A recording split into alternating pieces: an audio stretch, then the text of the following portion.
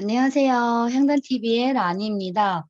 오늘은 난세의 용어 허경영을 아십니까? 제4장 정치혁명이 필요하다를 읽어드리겠습니다. 이 책은 5천만 국민이 꼭 봐야 할 필독서입니다. 그럼 지금부터 읽어드리겠습니다. 우리나라 국회의원은 특권, 특혜가 많다. 다른 나라 국회의원들과 비교해보면 확연히 느낄 수 있다. 국회의원들이 스스로는 국가와 국민을 위해 일하는 국민의 심부름꾼을 자처하지만 온갖 특권, 특혜를 누리고 있는 것은 사실이다. 전용 사무실을 쓸 수 있고 전용 고급 승용차가 지급되며 거기에 따르는 사무실, 운영비나 차량 유지비는 모두 국고에서 나간다. 국회의원 1인당 쓸 수 있는 보좌진이 운전기사 포함 9명까지도 가능하며 보좌진의 급여도 국고 지원이다. 국회의원 자신이 받는 한 해의 세비는 각종 수당을 포함하여 2020년 기준 1억 5천만 원이 넘는 것으로 확인되고 있다. 급여는 회의에 출석하지 않는 등 일을 하지 않아도 그대로 다 나온다고 한다. 국회의원이 국회에서 한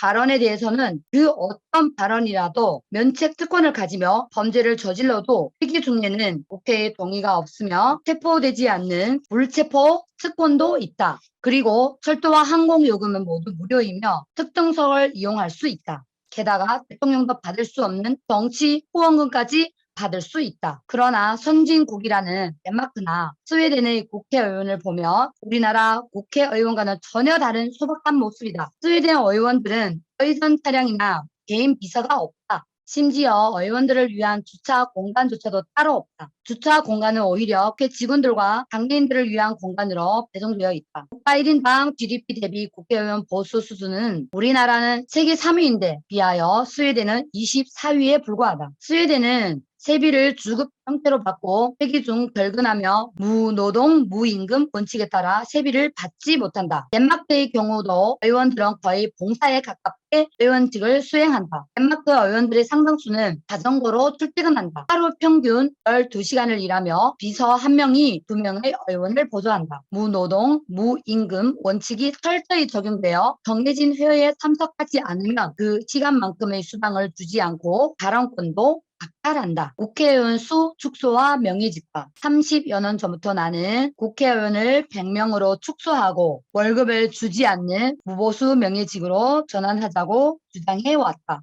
지금도 이러한 생각에는 변함이 없다.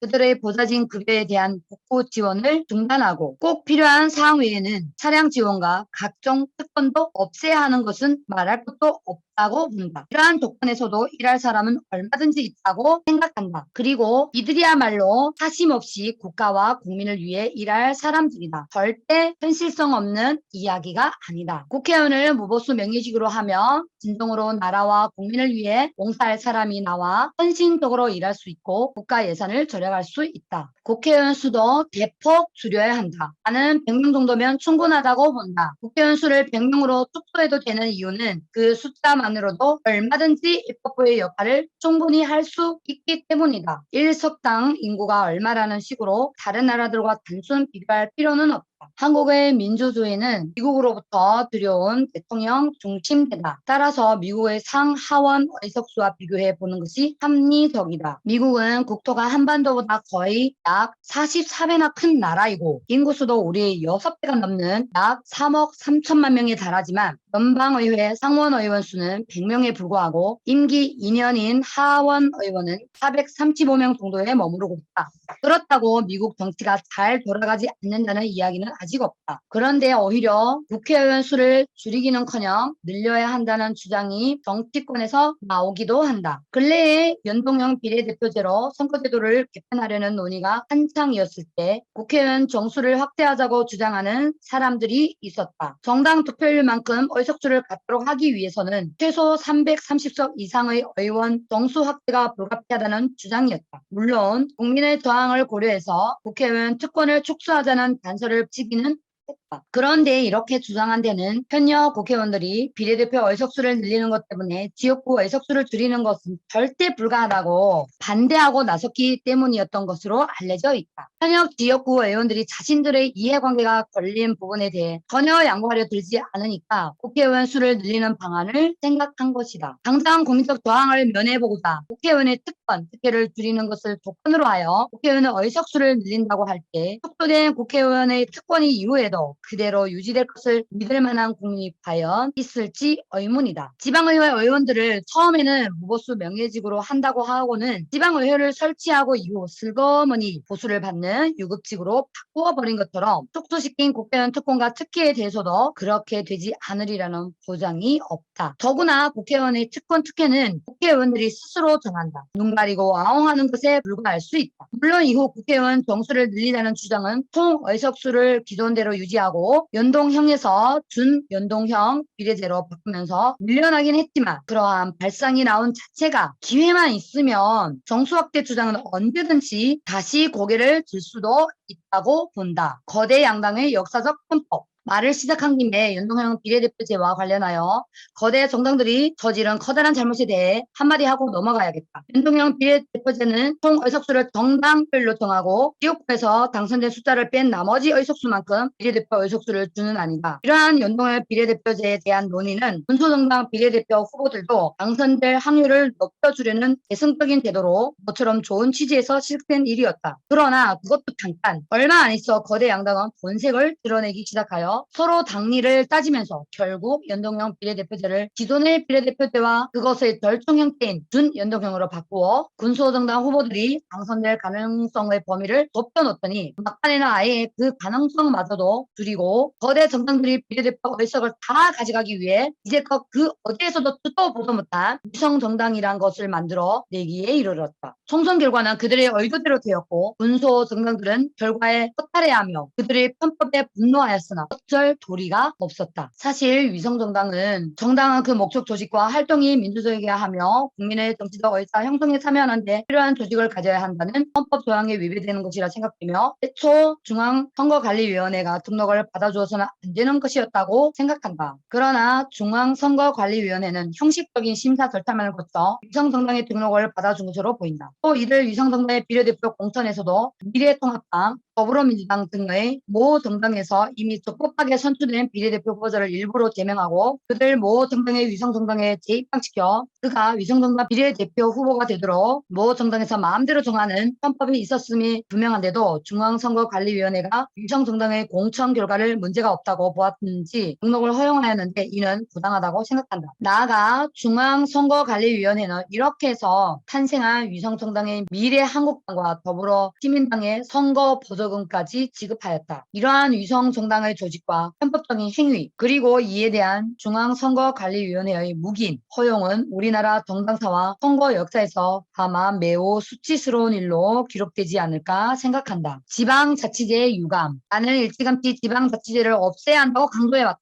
지방자치선거를 치르는 데만 엄청난 국가 예산이 들어갈 뿐만 아니라 지방자치단체 내 의회의원, 교육의원 등의 인건비도 무시하지 못한다. 지방자치제가 없으면 들어갈 필요가 없는 국가 예산이다. 그리고 지자체들의 지역개발 명분의 국가 예산 확보 경쟁은 도를 넘어서고 있다. 지자체들이 국가 예산을 확보하기 위해 애써 신규 사업을 발굴하고 예산 확보 전략을 세우기까지 하고 있는데 이것은 도저히 있어서는 안 되는 일이다. 국민은 자신들이 사는 지역에 박물관이나 공원이 생기고 시청이나 군청이 멋지게 신축되고 집 가까이 전철역이 생긴 것에 만족하여 국회의원이나 단체장들이 이를 잘하고 있다고 생각하면 그것은 근시안적 시각이다. 국가가 예산 집행을 함에 있어 우선시해야 할 것은 멋진 박물관이나 대궐 같은 관청을 짓는 것이 아니라 국민의 생활을 안정시키는 것이다. 그 돈들을 절약하여 국민에게 골고루 돌려주면 서민의 생활 안정에 큰 도움을 줄 수 있다. 생계 걱정에서 벗어나지 못하는 서민들의 가슴을 펴줄 수도 있고 빚에 허덕이는 사람이 고통을 덜어줄 수 있다. 소비가 활발해져 기업이 좋아지고 나라 경제가 잘 돌아가는 동력이 되게 할 수도 있다. 지금처럼 국민의 자살률이 OECD 국가 최고로 높고 가계부채율이 상위권을 만들며 반대로 출산율은 꼴찌인 나라에서 신규 사업을 일부러 발굴해서까지 지역개발에 국가 예산을 털어넣는 것은 예산 낭비를 넘어 도의적으로 절대로 해서는 안 될 일이다. 박물관 같은 것은 국민의 생활 안정이 이루어진 다음에 해도 전혀 늦지 않다. 그리고 지금으로서는 이미 이루어진 공사의 사업만으로도 그 이상 지역 단장과 개발은 할 필요가 없다고 생각한다. 지방자치제가 유감인 또 하나의 이유로는 우리나라는 국토 전체가 미국의 한 개 주 정도밖에 되지 않는다는 점이다. 하나의 정부만으로도 이 좁은 땅을 다스리지 못할 이유가 없다. 지역의 균형 발전이라는 명분으로 지방자치제의 강력성을 주장하는 사람이 있을지 모르지만 지방자치제의 시행을 통해 지역의 균형 발전을 이룬다는 것도 그야말로 명분에 지나지 않으며 오히려 지역 간의 지나친 경쟁으로 국고 낭비와 지역 이기주의만 키울 수 있다. 지방자치단체의 지역 이기주의가 국가적으로 낭패를 가져온 것은 한두 번이 아니다. 국토 어디인가에 꼭 설치해야 할 시설이지만 그것이 혐오시설로 비치는 경우 그 어떤 지자체도 설치를 불허하여 중앙정부를 공경에 처하게 하고 중앙정부와 대립하는 일까지 발생하고 있는 것은 모두가 잘 아는 일이다. 그러나 이 시점에서 나는 이미 자리를 잡은 지방자치제도를 없애지는 않고 예산 낭비 부분만 개선하는 방향으로 지자체 문제를 해결해 가는 것도 괜찮은 방법이라고 생각한다. 지자체 선거를 없애고 지자체 단체장은 내부 승진을 통해 대통령이 임명하는 방식을 채택하는 것이다. 지방의회의 의원도 선거가 아니라 추천 등의 방식으로 선임하고 지방의회 설치 초기처럼 무보수 명리식으로 하면 선거에 들어가는 막대한 비용과 의원 보수를 절약할 수 있다. 그리고 지자체 단체장이 중앙임명제가 되면 지역 국회의원을 통해 경쟁적으로 예산을 가져가 무분별한 개발을 일삼는 등의 지자체의 지역 이기주의를 어느 정도 통제할 수가 있어 불필요한 예산 집행을 막고 국토의 균형 있는 발전을 도모할 수 있다. 오늘은 여기까지만 읽어드리겠습니다. 오늘도 향단TV 끝까지 시청해주신 모든 분들께 감사드립니다. 다음 시간에 또 만나요. 감사합니다.